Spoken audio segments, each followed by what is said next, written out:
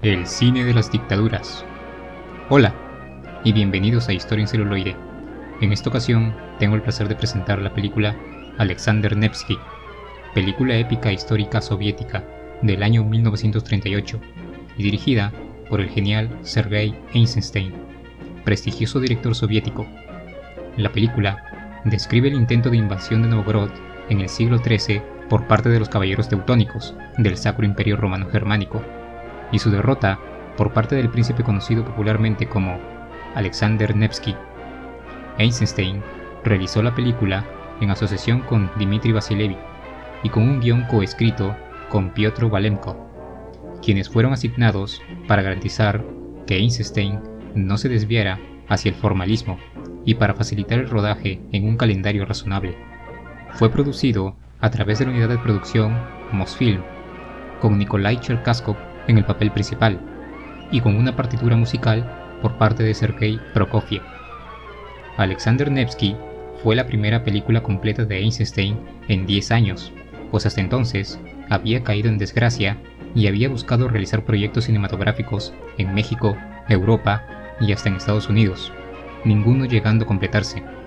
Sin embargo, durante la era stalinista, en un momento de tensas relaciones entre la Unión Soviética y la Alemania del Tercer Reich, fue rehabilitado para realizar un film épico propagandístico. La película contiene elementos de evidente alegoría que reflejan la situación política entre los dos países en el momento de la producción. Algunos tipos de los cascos usados por la infantería teutónica se asemejan a maquetas de los Stanghelms de la Primera Guerra Mundial de Alemania. En los años 30 se produjo en la Unión Soviética un giro asociado a cierta revisión del marxismo clásico, que consideraba el patriotismo como un fenómeno puramente burgués. Su historiografía sociológica describió la historia rusa en línea con los antagonismos de clase y se centró en las categorías económicas e históricas marxistas, mientras que los elementos nacionales y patrióticos fueron subestimados, silenciados e incluso ridiculizados. Sin embargo, en vista de las tensas relaciones soviético-alemanas, se empezó a tratar una línea en la historiografía soviética sobre la secular lucha de los eslavos contra la expansión alemana. Una de las figuras históricas más destacadas de la historia rusa, que se suponía debía perpetuar el pasado heroico del país, la lucha contra los invasores e inspirar nuevos logros y hazañas, fue Alexander Nevsky. La película retrata a Alexander como un héroe popular y lo muestra evitando una pelea con los mongoles, sus antiguos enemigos, para enfrentarse al enemigo más peligroso, el alemán. Alexander Nevsky fue la primera y más popular de las tres películas sonoras de Eisenstein, habiendo dirigido hasta entonces exitosamente películas mudas como la legendaria El acorazado Potemkin, entre otras. Aunque el film El Prado de Beshin-Naterior también había usado sonido, su producción sin embargo se cerró y la mayoría de las escenas terminadas fueron destruidas por el régimen soviético. La partitura de la película fue compuesta por Prokofiev, quien luego reelaboró la partitura en una cantada de concierto. Fue una colaboración en el sentido más completo de la palabra. Parte de la película se rodó con la música de Prokofiev y parte de la música de Prokofiev se compuso con el metraje de Eisenstein. Prokofiev vio el montaje preliminar de la película como el primer paso para componer el resto de su inimitable partitura. La sólida y técnicamente innovadora colaboración entre Eisenstein y Prokofiev en el proceso de edición dio como resultado una combinación de música e imágenes que sigue siendo un estándar para los cineastas de hoy en día en todo el mundo. Valery Gergiev, el director principal de la Orquesta Sinfónica de Londres, ha manifestado su opinión de que la música de Prokofiev es la mejor jamás compuesta para el cine. Alexander Nevsky es menos experimental en su estructura narrativa que las películas anteriores de Eisenstein. Cuenta una historia con un solo arco narrativo y se centra en un personaje principal. Hasta entonces, las producciones de Eisenstein tenía como protagonista a las masas. Los efectos especiales y la cinematografía fueron algunos de los más avanzados en ese momento. La película tiene como eje central la batalla sobre el hielo, que dura media hora, impulsada por la luminosa y triunfante narrativa musical de Prokofiev, una secuencia que ha servido como modelo para batallas cinematográficas épicas desde entonces, por ejemplo en Enrique V, Espartaco y hasta El Imperio contraataca. Esta escena culminante fue la primera que se filmó, y dado que se realizó durante un verano abrasador en un lugar fuera de Moscú, el director de fotografía Edouard Tissé tuvo que tomar medidas extraordinarias para representar el paisaje invernal, incluido el uso de un filtro para sugerir invierno, pintando todos los árboles de azul claro y espolvoreándolos con tiza, creando un horizonte artificial con arena y construyendo capas de hielo simuladas con asfalto y vidrio derretido, que se desinflaron en el momento justo para que las capas de hielo puedan romperse bajo el peso de los caballeros teutónicos, según patrones precortados. Eisenstein, Pavlenko, Cherkasov y Abrikosov recibieron el premio Stalin en 1941 por la película. En 1978, la película fue incluida entre las 100 mejores películas del mundo según una encuesta de opinión realizada por la editorial italiana Arnoldo Mondadori, y está considerada como una de las 10 mejores películas de guerra rusas.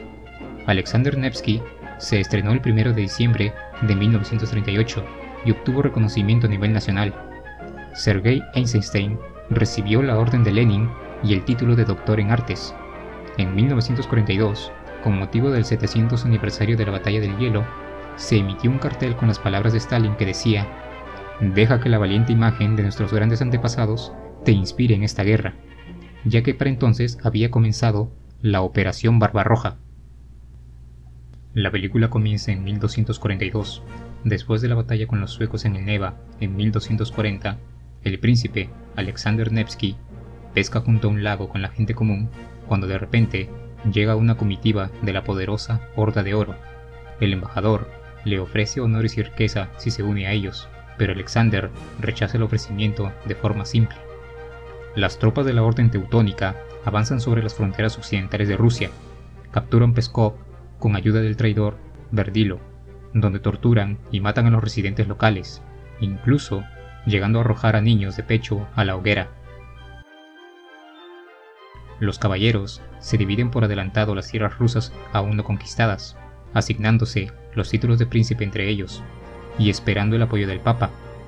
El gobernador boyardo que resistió a los invasores es ahorcado en la fachada de la iglesia por orden del traidor Verdilo, después de haber ordenado a su hija, Vasilisa, que huyera de la ciudad y se vengara. Pide a la gente de Pskov que llame al príncipe Alexander a liberar a la ciudad. La gente de Novgorod, en la asamblea, decide reunir un escuadrón y ponerlo al mando de su experimentado comandante, el príncipe Alexander, a quien apodan Nevsky. Ante la resistencia de los boyardos y mercaderes de Novgorod, Alexander recluta a la gente común de Novgorod.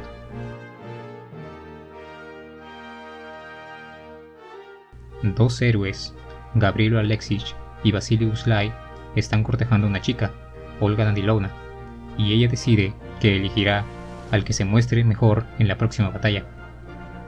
Las tropas convergen en las orillas del lago helado Peipus.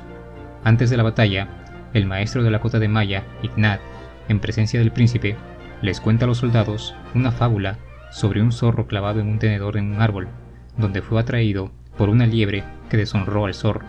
Alexander hace lo mismo, despliega sus tropas como pinzas, mientras el jabalí de los teutones avanza justo por el centro. Los rusos rodean al enemigo y lo sujetan en una encerrona para aplastarlos.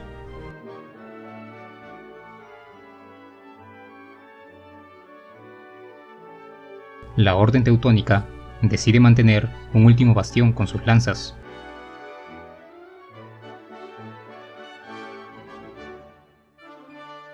El combate es feroz. Vasilisa, la hija del boyardo de Pskov asesinado por los alemanes, se une a las fuerzas de Novgorod como soldado de primera línea, y ella y Vasily luchan codo con codo, mientras él combate utilizando un tronco contra los alemanes. Alexander tiene un duelo personal con el gran maestre de los teutones, del cual sale victorioso. Los alemanes, viéndolo todo perdido, se apresuran a huir en desbandada, rompiendo el hielo con sus pesadas armaduras, terminando la mayoría de ellos ahogados en el lago Peipus. Los líderes de los caballeros son capturados. Después de la batalla, las mujeres rusas recogen a los heridos.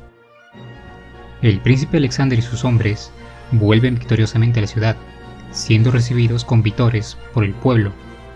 Luego de que tanto Gavrilo como Vasily hayan resultado gravemente heridos, Vasily afirma públicamente que ni él ni Gavrilo fueron los más valientes en la batalla, sino que ese honor es para Vasilisa, y que después de ella, el más valiente fue Gavrilo. Así, se unen Gavrilo y Olga, mientras Vasily se casa con la hija del gobernador de Pskov, Vasilisa, que luchó en la batalla en pie de igualdad con los hombres. El príncipe y el pueblo de Pskov están juzgando a los teutones. Los soldados rasos son liberados, los caballeros se quedan para el rescate. El traidor, Verdillo, y un monje católico que bendijo la quema de niños en la hoguera son linchados por la multitud en el acto. Después de eso, la gente de Pskov y Novgorod celebra vigorosamente la victoria. Alexander, amonestando a los caballeros liberados, parafrasea el Evangelio de Mateo, diciendo: «Ve y dile a todos en tierras extranjeras que Rusia está viva, que nos visiten sin temor, pero si alguien viene a nosotros con una espada, a espada morirá. Sobre eso está y estará la tierra rusa». Y bueno, hasta aquí el resumen. La verdad es que la película es bastante fiel a la historia general, aunque hay que considerar que se basa en una figura sobre la que se ha formado una idealizada leyenda, además de por sí que varios de sus personajes secundarios son ficticios. Para empezar, tenemos a Alexander Yaroslavich Nevsky, quien fue un líder ruso que sirvió como príncipe de Novgorod entre los años de 1236 a 1240, de 1241 a 1256 y 1258 a 1259, también como Gran Príncipe de Kiev de 1236 a 1252 y Gran Príncipe de Vladimir de 1252 a 1263. Durante algunos de los momentos más difíciles de la historia de la Rus de Kiev, federación de tribus eslavas orientales, desde finales del siglo IX hasta mediados del siglo XIII, cuando cayó por la invasión mongólica. Comúnmente considerado como una figura clave de la Rusia medieval, Alexander nació en 1220.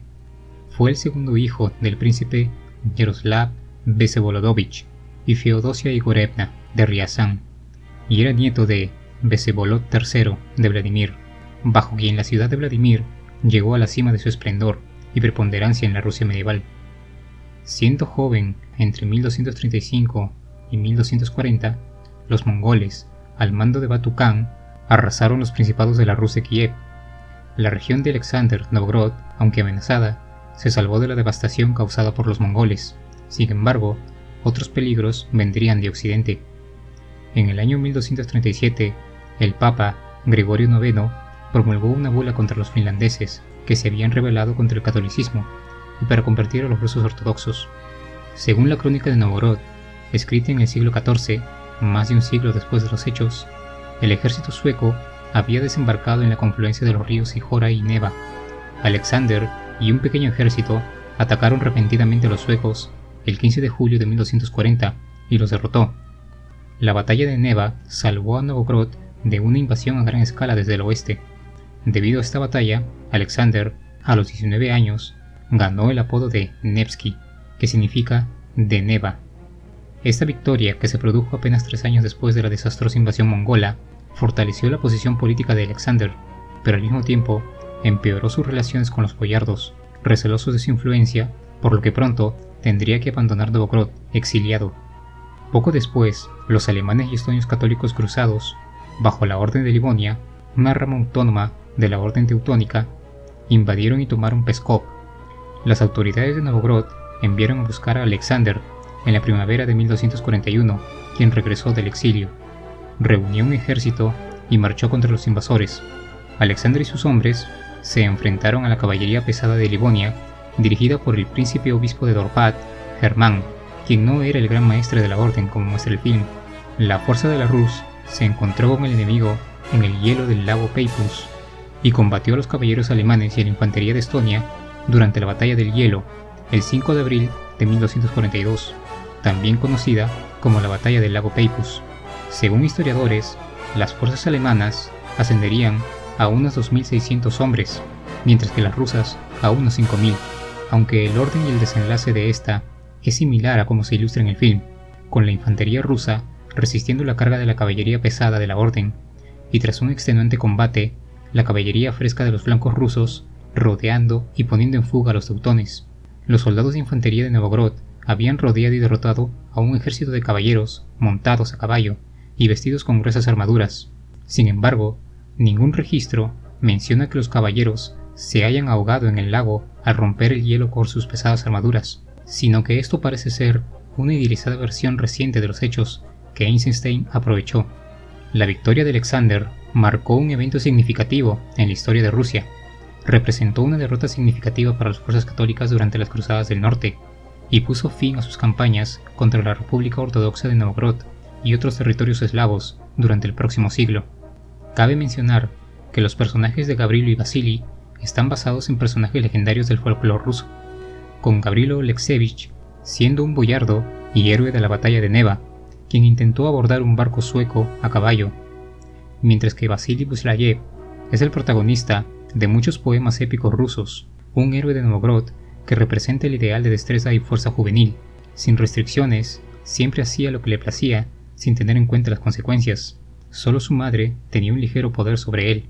Aunque no parece basarse en una figura histórica, este pretendía representar el poder de Novgorod y su gente. El Papa de Roma, Inocencio IV, después de saber de la derrota, envió en 1251 a 2 cardenales para ofrecer a Alexander Nevsky la protección de Roma, pero Alexander la rechazó.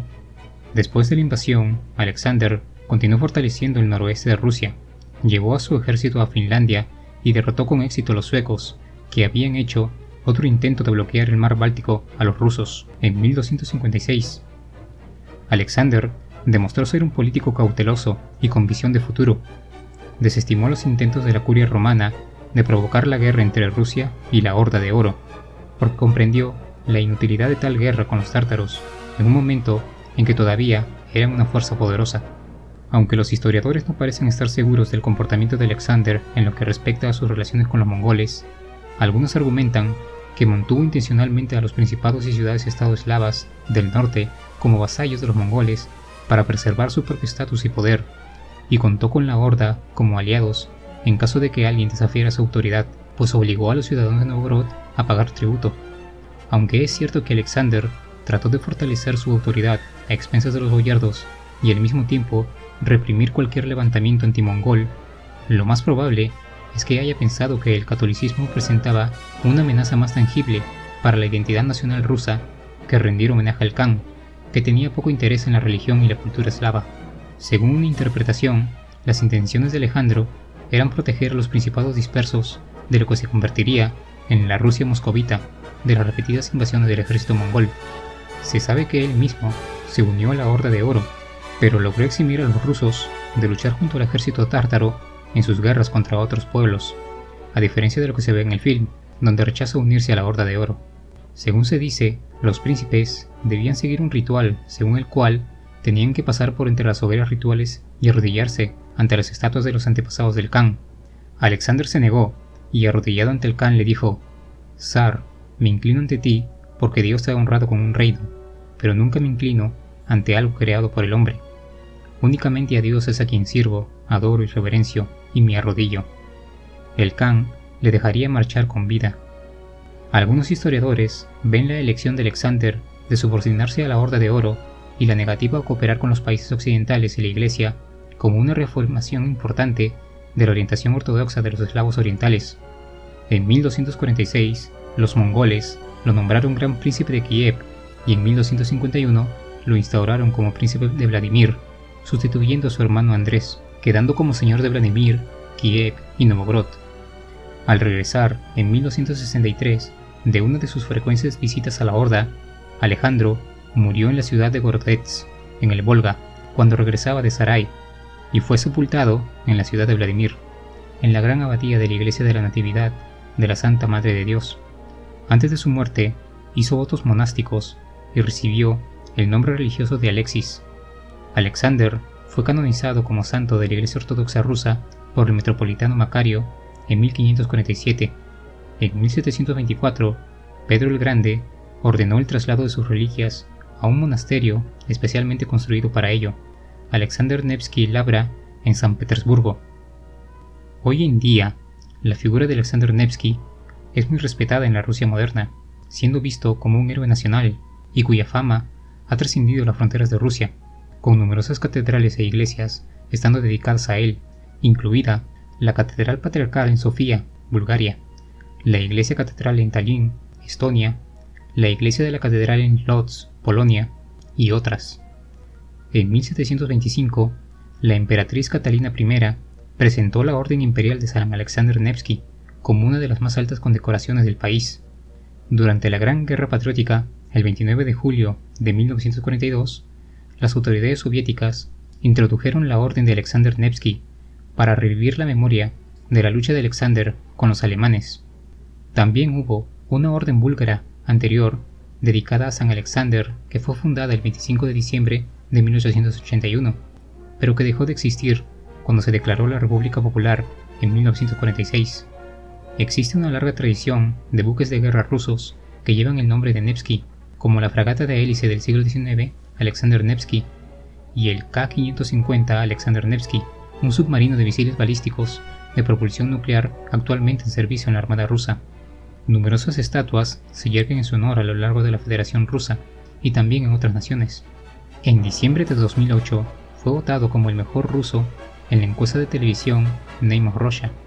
Durante el desfile del Día de la Victoria de Moscú de 2021, un pequeño segmento del desfile contó con soldados rusos vestidos con uniformes históricos del Ejército Rojo que llevaban los estandartes de combate soviéticos que recibieron la Orden de Alexander Nevsky durante la guerra. Este segmento coincidió con el 80º aniversario del nacimiento de Alexander Nevsky en 1221, lo que indica que es una figura central en la identidad rusa.